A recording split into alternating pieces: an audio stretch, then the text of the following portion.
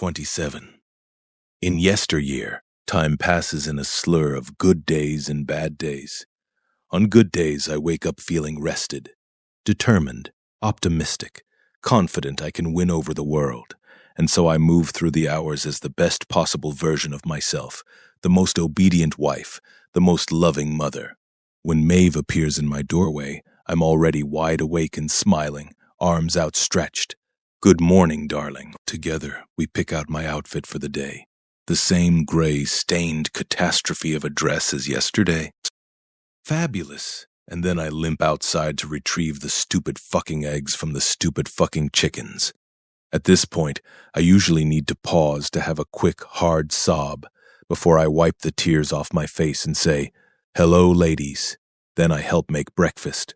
I crack the eggs into the frying pan and sit by the fire, nudging the pan around the coals so they cook evenly.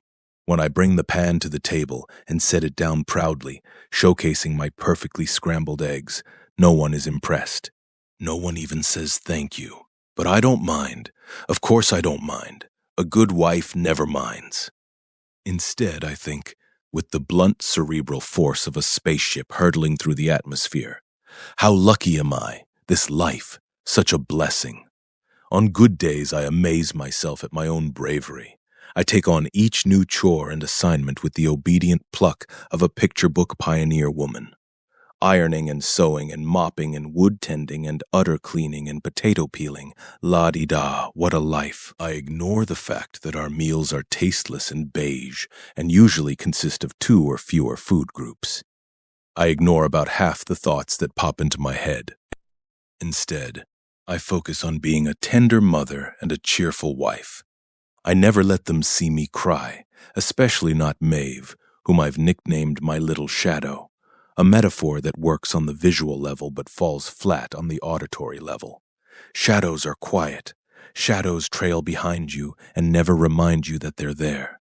Maeve, on the other hand, never stops talking. She always has some new observation to share, some new reason to tug on my dress and say, "Mama, Mama," with genuine insistence. "Do you see that cloud, Mama? You missed a spot on that shirt, Mama. Mama, are you hungry, Mama? Want a snack?" On good days, Maeve's sweet little voice is a comfort, a soundtrack to my cheer.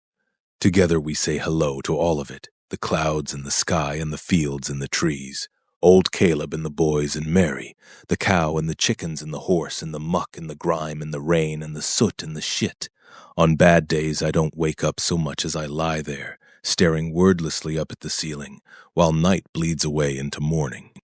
On bad days, hope is a 4-letter word that floats limply in my thoughts, and life on this ranch feels less like a life and more like a nightmare, a contrived stage performance, a scene that never ends.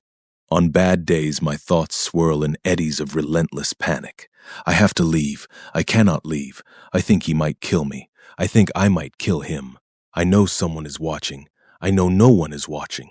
I'm worried I'll die here. I cannot die here. I think I would rather be dead. And then I get up anyway. I drag myself out of bed and limp self-pityingly through those swirling thoughts and into the horror of another day. I grin fiercely at the children. I give a deep curtsy to old Caleb, and then my face melts into a frigid glare as soon as they've gone past. A single bad day feels like 9 good days packed into one. Time moves so slowly that I often worry the clock in this world might break altogether, leaving me frozen in a single sepia-toned moment. On bad days, I wake up in a panic. I cannot stay here. And so to calm myself down, I tell myself that today must be the last day. Today must be the day some celebrity runs up the driveway, interrupting me in the middle of one of my terrible chores, laughing hysterically at my anguish, a man with a massive video camera on his shoulder, recording the whole thing. Tomorrow, I will return to a house that smells of lemon-scented cleaning supplies. Tomorrow, I will wake up to a round, pregnant belly and the sound of the nannies making breakfast. Tomorrow, I will not have to shit in a rickety old shed outside. And then the day passes in the same dreary rotation as the day before. Chicken coop, hello ladies, breakfast boulé baked to the opposite of perfection, Chores, chores, chores, hemming, ironing, sweeping, dinner prep, dinner. Stare exhaustedly into the fire until I'm about to fall asleep on my chair. And then the day is over and I walk slowly back to my bedroom, stunned with exhaustion, my clothing pounds heavier from all the sweat and dirt, and I get into bed before I remember for the millionth time. It didn't happen today. Nothing changed. Language fails to describe how this feels. Depression, the very concept of it, falls flat in the face of this experience. The best word I can come up with is purgatory, and even that feels a bit too tame. On good nights, Mary brings me tonic to help me sleep. On bad nights, she barely even looks at me, and the darkness of the night, the darkness of this life, threatens to swallow me whole. Which brings me to the laundry. Oh, the laundry. The laundry. Even on a good day, the laundry threatens to drown me.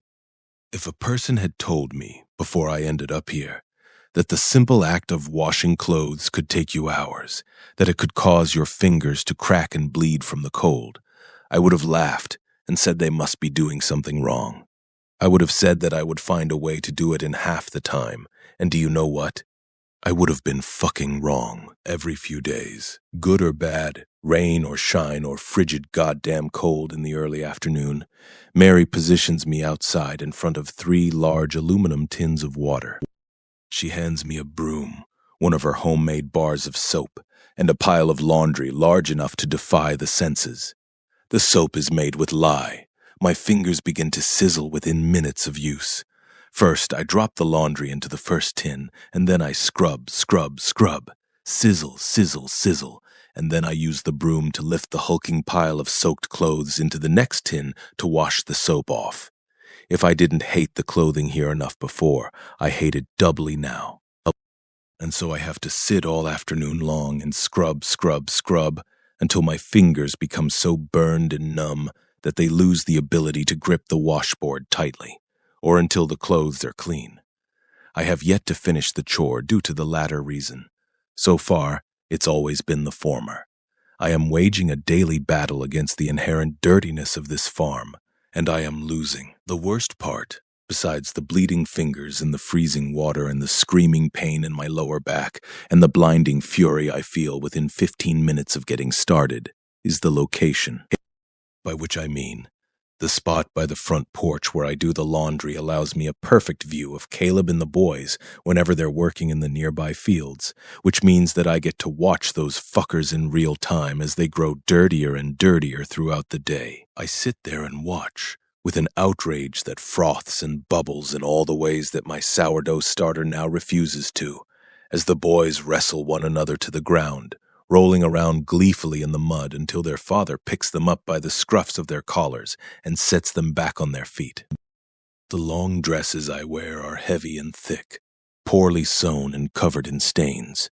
They make me clumsy. I trip and swear each time I step outside. I stub the toe on my bad foot and scream like I've been shot. I find myself caked in dirt by midday. The only remotely nice part of the day is evening time, when dinner is over and I get to sit by the fire with Mary and Maeve. I'm still required to be doing work, to be clear, but stitching up rips in clothing is a walk in the park compared to plunging my fingers into the frigid cold. While they talk, I focus on the stitching in my lap. The topics they cover are sweetly inane. Maeve will ask Mary about her dreams, for example, and Mary will very obviously fabricate the kind of dream scenario that a child would enjoy. I fell into an ocean of pancakes and then syrup fell like rain.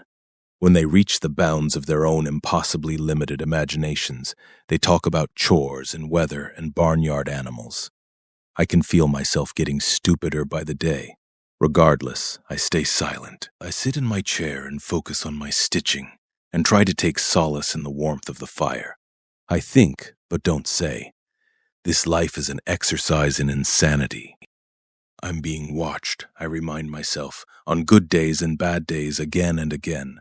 Like a mantra, someone, somewhere has to be watching me right now. They have to be. There's no other option I can accept.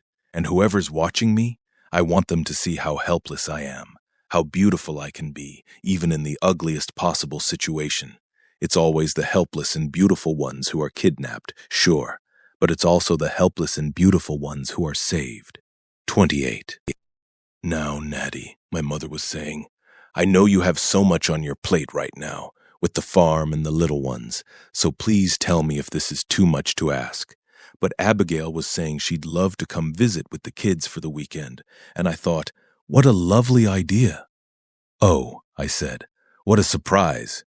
I was holding my 2-month-old son in my arms. Samuel.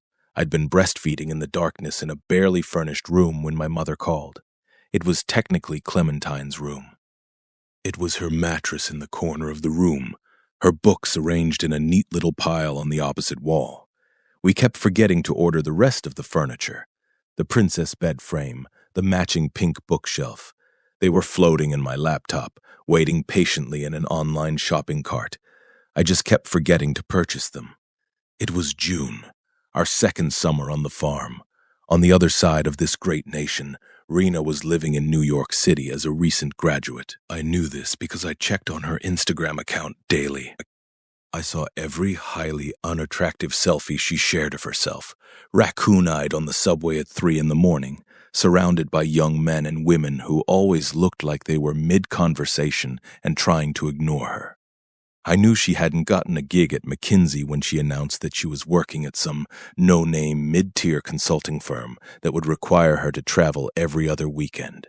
She was flailing, obviously, and I, on the other hand, was thriving. I just needed to remember to order that furniture. So what do you think? My mother said. Should we come this weekend? Now's a good time for Abigail to travel. Only my mother would describe an hour's drive as traveling. Abigail was 5 months pregnant with her 5th child. She'd lapped me several times over with her children. I hated her for it. What do I think? I echoed softly. What did I think? Samuel snuffled in my arms, smacking his lips loudly. I stared at his little face in the darkness, smushed up against my breast. He was a sweet little boy, with none of the sharp edges of his older sister. I loved him effortlessly and distantly.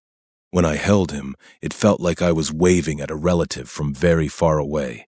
Hello there. Or maybe, goodbye. I'd opted for the anesthetic this time. I'd been miles away from this child, even as he was making his slow exit out of my body. Here is what I thought first. If they come for the weekend, they will see the vegetables in the half-tilled fields and the workers, clutching their ribs and laughing breathlessly at Caleb's mangled attempts at Spanish. Here is what I thought next.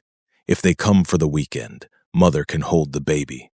I let out a long breath. I kept forgetting to breathe these days. I was so tired.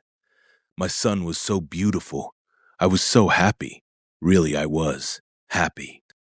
2 days later, my family and I stood in the driveway as Abigail's junkyard minivan rolled up the hill. Little Samuel was in my arms in a brand new blue gingham shirt. Clementine was standing stiffly at my feet, wearing a too-small dress in the same fabric as the baby. I'd gotten the outfits from a local children's store in town months ago, certain that I could beat the pace of her growth spurt. Caleb was standing next to me, wearing a wide-brimmed hat. Well, aren't you the perfect ranch family? My sister said when she got out of the car. Her children poured out of the van like termites. Brady, Brandon, Benjamin, Becky, each of them about 15 months apart. The children went careening toward the fields, screaming about a game of tag. Clementine hesitated, then dropped my hand and began to walk slowly after them. My mother got out of the passenger seat. Goodness, she said, would you look at those mountains? Welcome, y'all, Caleb brayed out suddenly. All of us looked at him. He looked back at us with an expression of terrified confusion, like he'd just woken up and found himself here, mid-conversation. I sighed. It had been a mistake to tell my husband to pretend. He'd internalized it incorrectly and now managed the feat only in fitful spurts, which obviously defeated the whole purpose of performance. I threw a holly, jolly smile onto my face. Caleb's becoming a regular cowboy these days. How marvelous, my mother said quickly, and rushed to hug my husband before he could humiliate himself further. While Caleb talked my mother's ear off about his wide-brimmed hat, Lord, give me strength. Abigail sidled up to me. He's beautiful, she said softly, looking at Samuel. She touched his bald head with an index finger, and he let out a little squeak in reply. I nodded at her kids, who were now teaching Clementine how to play tag. The children seem well. Oh, they're the best. I don't know what I would do without them. They're like my little angels. I watched her as she watched her children. She'd aged. We hadn't seen each other almost at all when I was living with Caleb's parents. When I moved back to Idaho, I had noticed something different about her, something strange in her gaze, but I hadn't taken a moment to really consider it until now. I'd seen my sister in all manner of moods, happy and sad and tired and overwhelmed, but this, what I was seeing on her face now, was something else entirely, something altogether new. Then she looked at me, and her expression shifted. "And how have you been?" she asked. "Better?" "Oh, yes. I'm perfect." Then I called to my mother, "Would you like to hold the baby?" While Abigail's kids chased each other through the rooms, I gave my mother and sister a tour of the house, pointing out everything that was going to get replaced in the renovation: the light fixtures, the granite countertops, the marble-tiled bathroom floors. We'd been meeting with architects, I told them. Only a week ago, we'd found the one we wanted to work with. "Do you still want indoor toilets, ma'am, or would you prefer an outhouse?" "We're just waiting for him to fit us into our schedule," I said, "and then all this is going to go bye-bye." "But it's all brand new," my mother said. Samuel was fast asleep in her arms. "It's just not our taste," I said. "I mean, really." I gestured to the living room. It looks like a Pottery Barn outlet got sick and threw up in here." My sister stared at a nearby wall sconce, as if trying to understand what a light fixture could have done to warrant such violent execution. "Well, don't throw out all these perfectly good appliances. At least donate them." Abigail paused delicately. "I could probably take some stuff, if it would help you, It was obvious Christian speak for, "I'd like your leftovers, please." I played along, feigning interest at the idea of donation. "It would be so helpful if you did that for us." Still, my mother looked fretful. "Do you really want to get rid of all these perfectly good appliances? It'll cost you a fortune to replace." I gave her an apologetic wince. "Money is not a concern." Except it was. Oh, it was. A little secret I told no one, that I barely acknowledged even in the quiet of my own thoughts. The money was nearly gone. We hadn't pulled the trigger on the renovation because I wasn't yet clear on how we would be able to afford it. We were just about to hit the 3-year anniversary of the farm. We'd eradicated the black mold and restored the structural integrity of the barn and bought brand new top-of-the-line tractors. We had tilled fields and daily workers and a cow and some chickens. We paid the financial equivalent of the GDP of a small nation in taxes each year. And also, we had yet to turn a profit as small as a penny. Just a few days earlier, Caleb had joked happily that our zucchini and egg earnings from the most recent farmer's market pop-up had almost covered a full tank of gas for the truck. To which I replied in happy wife sing-song, "You can't put a price on learning." What I wanted to say, want to blow through $5 million so quickly it makes your head spin? Buy a fucking farm. After the house tour, I took my sister and my mother out to the fields. We stood at the top of the hill and watched my husband, several hundred feet away, chasing the kids in a turbocharged game of tag, while our latest batch of men from Home Depot worked the fields, 2 of them driving tractors that dragged great silver rakes across the dirt, 3 of them walking around and pulling big rocks out of the soil. My mother stared out at the scene with a look of abject dismay, her poker face momentarily abandoned. "What are you growing?" "Beets, I think," I said. "And asparagus?" "I can't remember. Something to complement the zucchinis. This is Caleb's world. I try to keep out of it and let him run the show." "Ah," my mother laughed feebly, ever a good sport. "Divide and conquer, always a good approach. I don't remember you ever wanting to live on a farm," Abigail said. She waved at a horsefly. "It was my idea, actually, to move here. I said. I was the one who brought it up to Caleb on our first date, the idea of living on a farm. Did you? I did. Why? You hate animals and dirt. I looked at Abigail. There it was again, that strange expression on her face. Well, my mother said smoothly, before I could reply, I don't think I've ever seen a prettier farm in my life. Pretty as a picture, Abigail said. Then, blasphemy. She pulled a pack of cigarettes from her bag. My mother and I both gasped. Abigail, I said. Abigail, my mother echoed fiercely. The children, the children, the children, Abigail said in soprano imitation, a cigarette now held delicately between her teeth. She rolled her eyes and said through a gritted jaw, They're specks in the distance, Mother. She was rattling around in her bag for a lighter now, oblivious to or uninterested in our gaping expressions. God, she muttered as she held the flame to her lips. She took a deep drag, exhaled with evident relief, then said again, God, let someone care about me as much as they care about the children. She stepped back, waved her cigarette in a big circle, highlighting the scene before us, the fields, the workers, the children, my husband. You're right, though, Mother. It is pretty.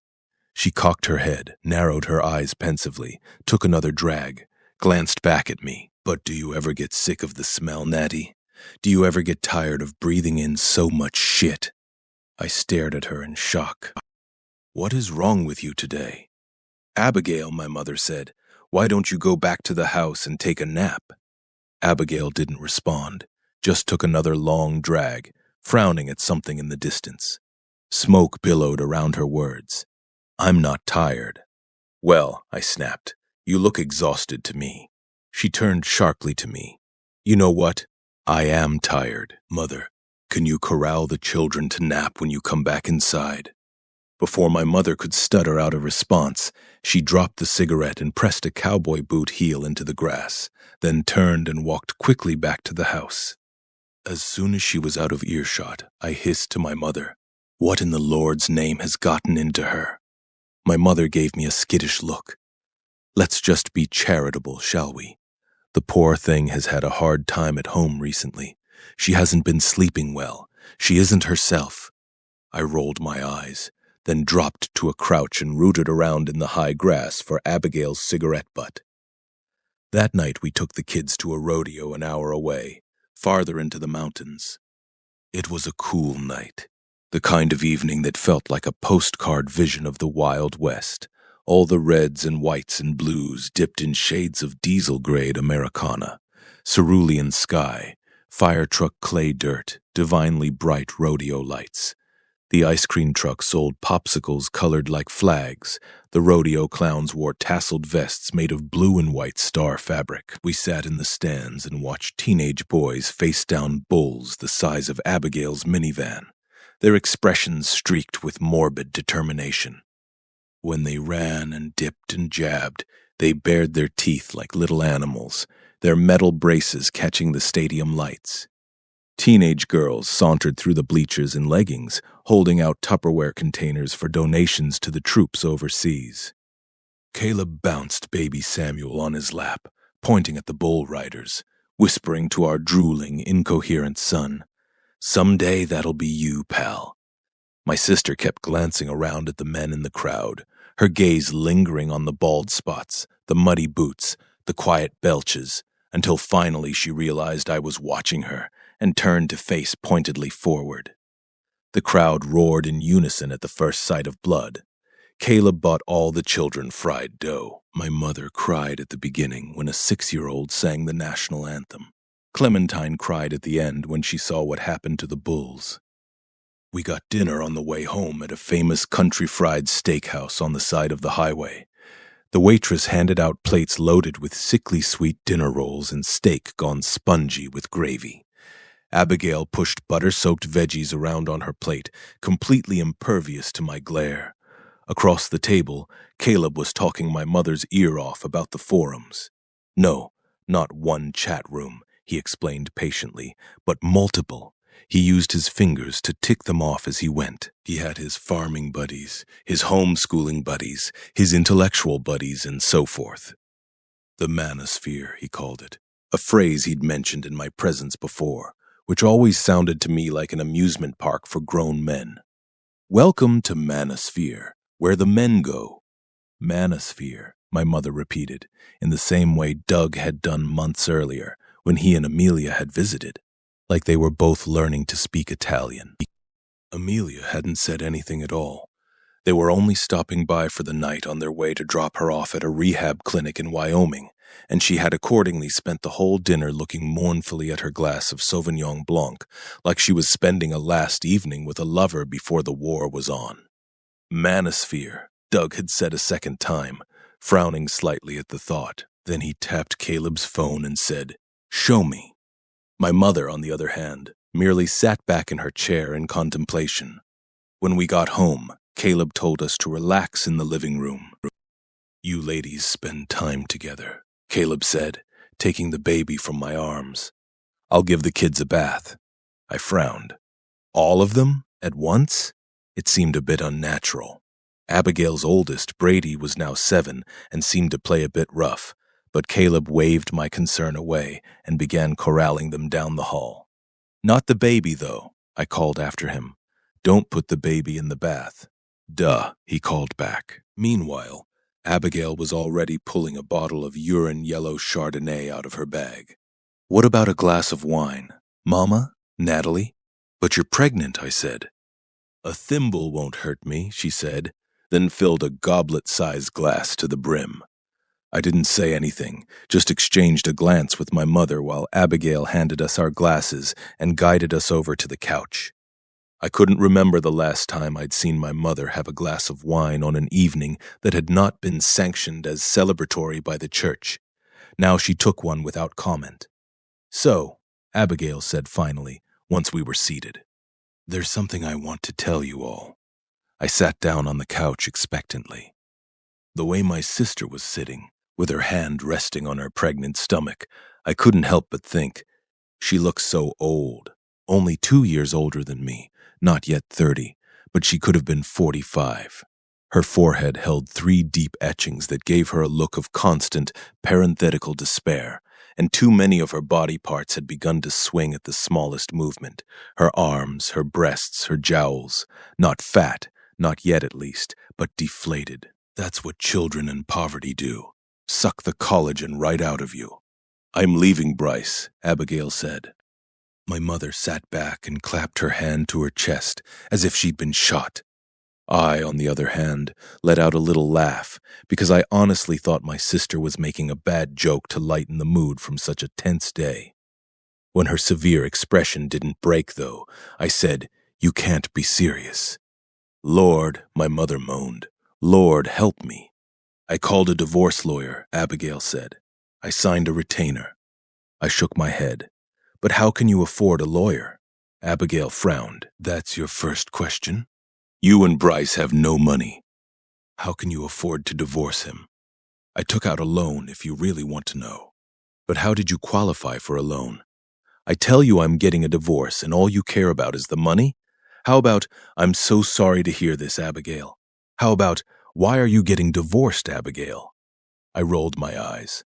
"I know why you're getting divorced. Why you might get divorced," my mother interjected. "I mean, really, I think we need to pause for a moment and consider the implications of, and why am I getting divorced, Natalie? If you know so much. Because your husband is mean and dumb and drinks too much. He probably calls you names in front of the children. He probably hits you sometimes." I paused, waiting for Abigail to confirm or deny this hypothesis, but she remained silent, her expression so still, so fathomless in its depth, that it looked like a great body of water at night. And so I went on, ignoring the terrifying stillness of my sister's face, ignoring, too, the horrified expression on my mother's. "Lord, save us all. He's lazy, too. He's never done anything with that shop. The man is and has always been a loser, but now it's becoming harder for you to bear. And so now you, my poor sister, have somehow gotten it into your head that you will be better off without him. And I'm sorry, Abigail, but you will not." My mother's hand was still pressed against her heart, like she was trying to stanch an arterial bleed. The children, she kept saying. The children, the children, less a phrase than a pulse. The children will be fine, Abigail said angrily, and I will be. You will be a single mother of 5 living on food stamps. I snapped. That is what you will be. You don't even have a job history, Abigail. My God, you'd be lucky if they hired you to bag groceries with the teenagers in town. Abigail was crying now. My mother was too. It was just possible to hear the faint whistling of my husband down the hall while he shampooed 5 sets of heads. My fury circled back around, and it felt, suddenly, like I was eating myself alive. Have you thought about where you'll live? You can move in with Mother for a while, but not forever. And then what? You've never lived on your own before, Abigail. Do you know what it takes to apply for an apartment? Do you even know what a credit score is? Stop it, Abigail whispered. Please, Natalie, stop it. I couldn't have stopped if I wanted to, and I didn't want to. I was angrier than I'd ever been in my life. I felt sick with it. Do you honestly think the rules don't apply to you, that you can just waltz away from all your responsibilities completely unscathed? Of course I don't. That's not what I'm saying. That's not what I... Do you think Bryce won't file for custody? Of course he will. He'll be remarried within the year. And then he and his new bride will fight for the children just to spite you.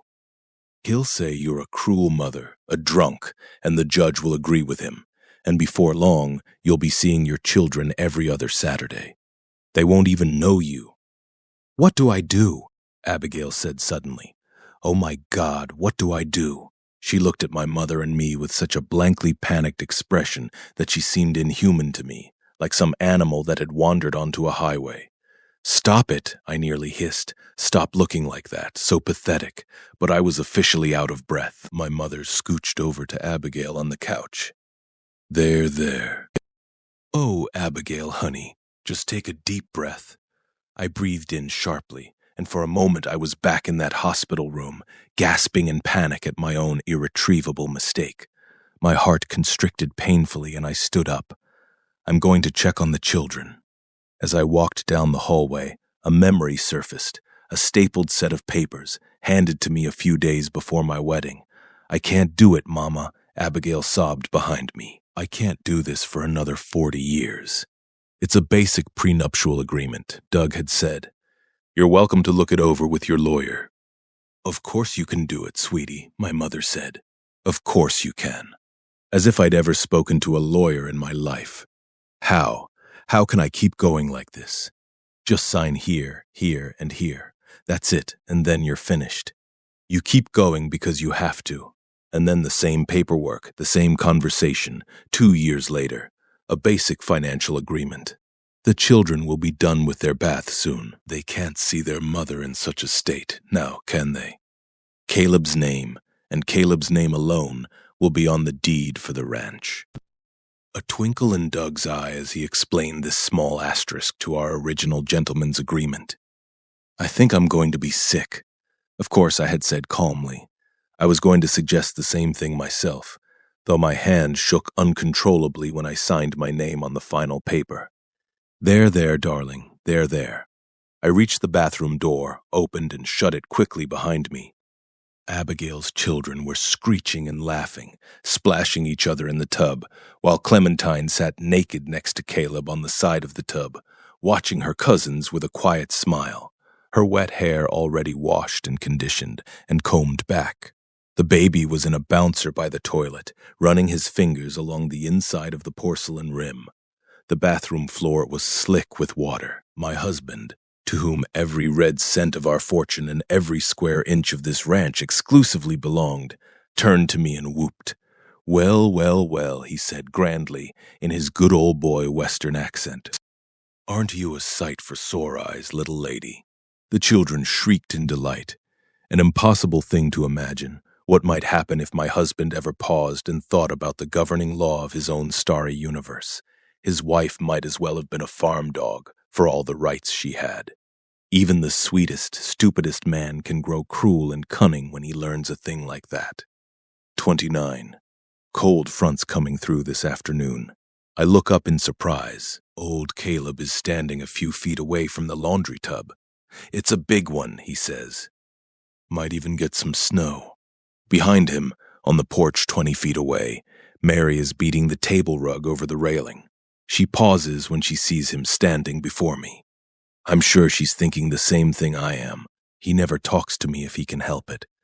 We'll need to take the animals inside the barn, old Caleb goes on, and we should stack some extra wood. We might be snowed in for a day or longer. I don't know what to say. He hasn't asked me a question, so I return my focus to the laundry, plunge my hands into the frigid water, and watch them work. They're so numb I can't feel them at all. Can only watch them move through the water with a sort of amazed wonder. So much work to get these clothes clean, and for what? The boys will stomp around in muddy puddles the next day. Natty, old Caleb says. Underwater my fingers twitch and dance. I swallow the rising bile in my throat. It was a good day, and now it's starting to feel like a bad day. I pull my hands out of the tub, wipe them dry on my apron, and look up at him. In my periphery, I notice the porch is empty. Mary has gone back inside. I don't like hitting you, old Caleb says. You know that. I imagine a camera zooming in on my face. I tilt my chin slightly so the sunlight catches my pout. I didn't want to do that, he says. You made me do that. You were hysterical, and the trap. As if on cue, my poor bandaged foot begins to throb. This man, my husband, I wonder which of the tools in the barn I'd use if I needed to kill him. The wood-chopping axe would work nicely, I think. No, the scythe. More personal, I think, and smile. Anyways, old Caleb says, I've been keeping my distance, sleeping in the boys' room with them. I've wanted you to rest. But you seem much better now. Poor idiot, I think. You misunderstand my smile. So, he says, and casts his glance over my head toward the mountains. I'm going to share a bed with you tonight. The smile slips off my face. I won't have any complaints about it either, he goes on. You're my wife, and I'm your husband, and we're meant to share a bed. I just stare at him, pray against all rationality that I might hear, in the faraway distance, a director shouting, "Cut!" There's nothing but the wind whistling through the valley. A sky the color of frostbitten skin. Shame. I'd let my guard down. So many weeks of my own bed, I'd actually started to think it could stay that way. But of course, that's not how this works. Everyone has a role on this farm. Old Caleb tends to the fields, and Noah tends to the horse, and Abel tends to his father, and Mary tends to the kitchen and to Maeve, and Maeve tends to the chickens, and me. A few days ago, I might have said my role is to take care of the laundry.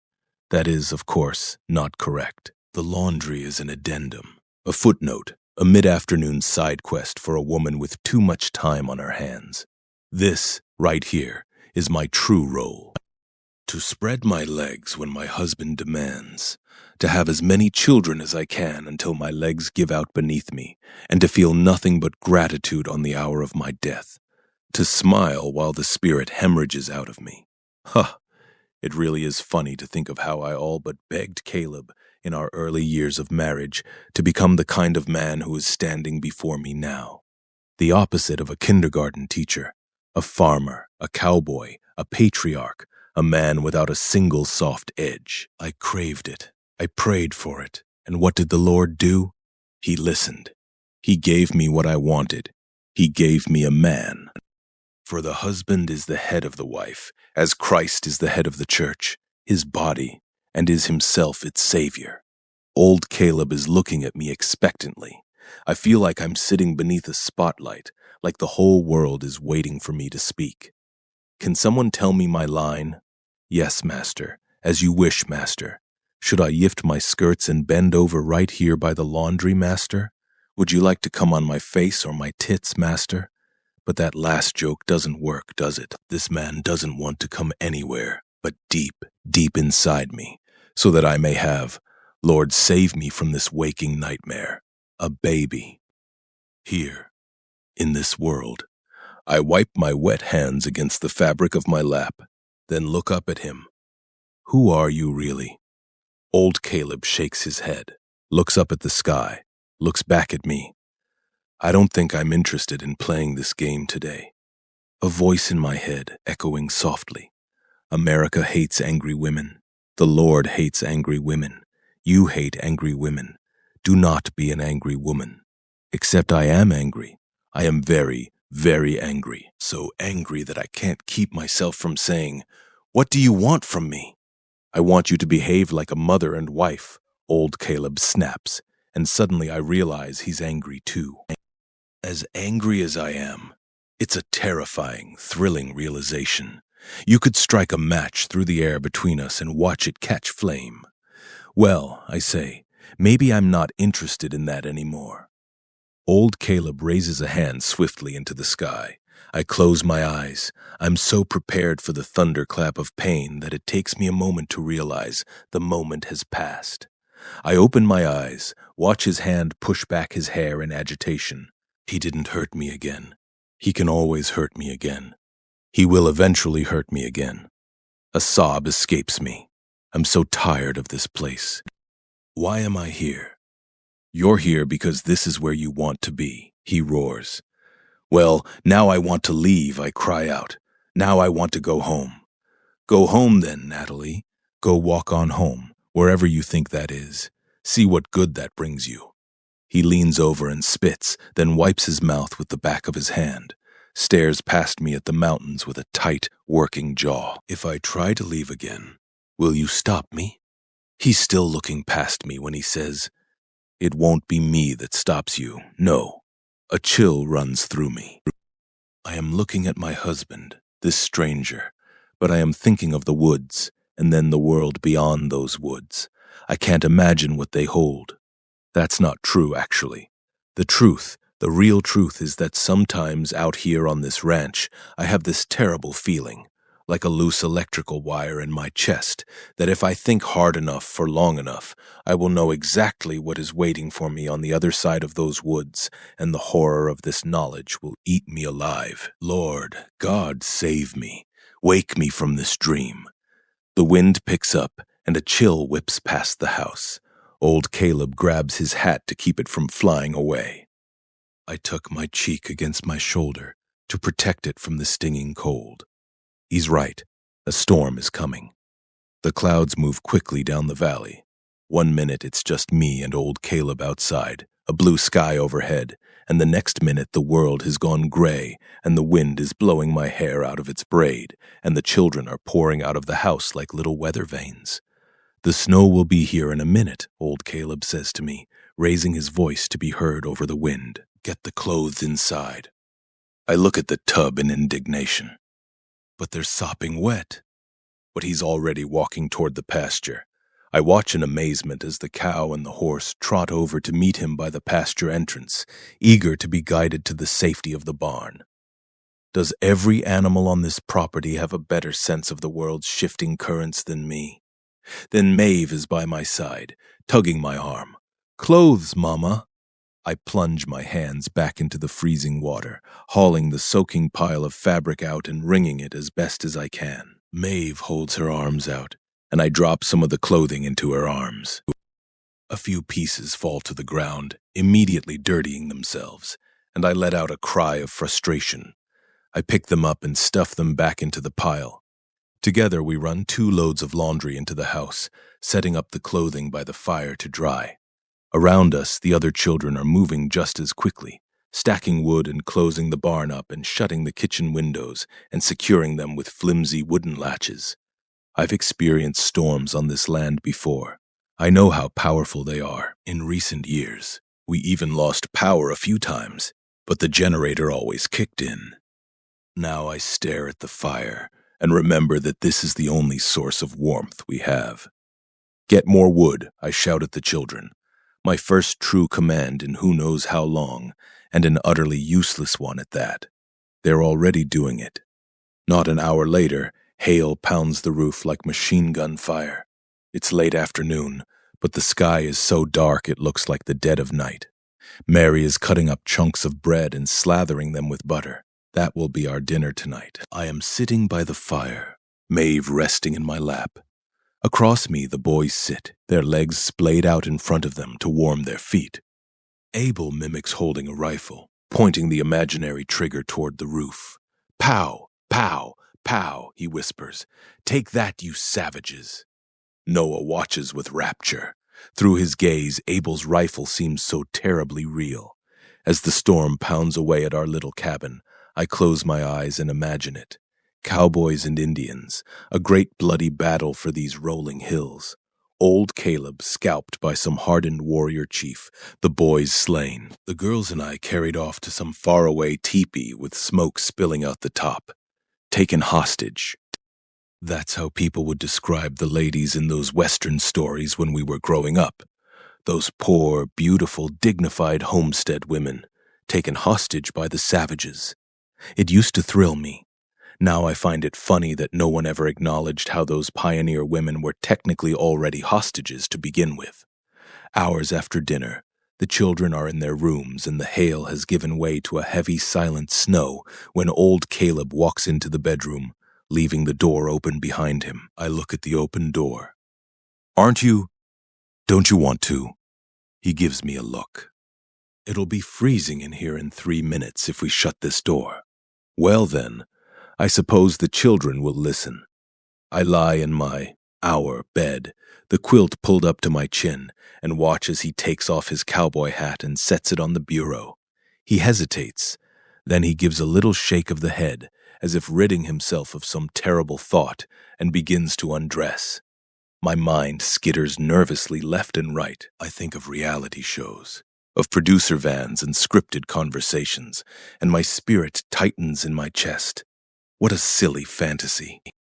That little pebble I pulled from the ground and shoved under my mattress. What a shameful game of play pretend. A desperate act of imagination. This home is no production set. There are no hidden cameras in the kitchen, no microphones tucked away in the collar lines of the children.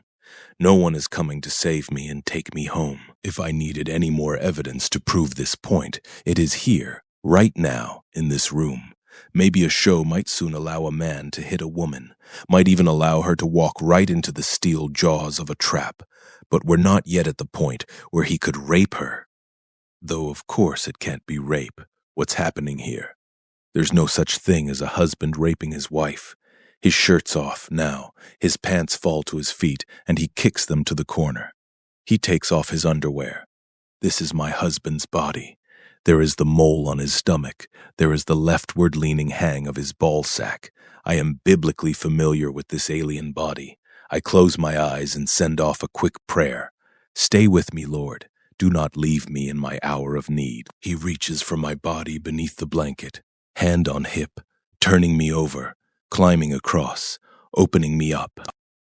You've done this countless times before, Natalie. There's no reason to be afraid. Except this man's erection is hard, harder than hard, fully risen. It doesn't help that I'm completely dry. From the deepest part of my body, 3 words rise to the surface, the greatest and most instinctual act of survival I can offer for myself. I love you, I say. Above me, my husband smiles. It hurts. He doesn't ask me what I want. He doesn't ask if I'm all right. It's exactly how I imagined sex to be when I was a young girl. A man who takes without asking, who fills me completely, who assumes control of my body and finger puppets me from the inside out. Yes, exactly this. Like Abel's imaginary rifle, terribly real.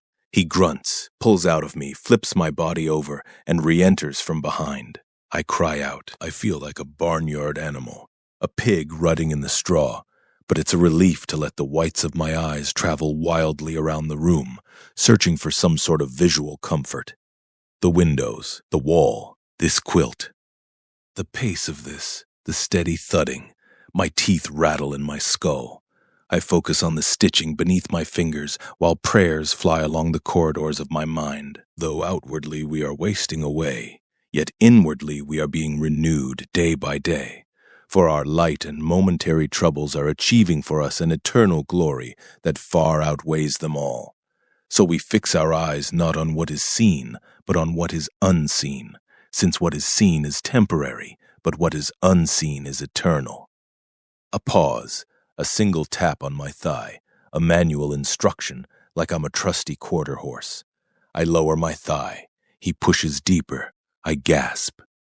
In an instant, the pain tips over into brightness, heavenly warmth, a love I've never known. Instinct takes over.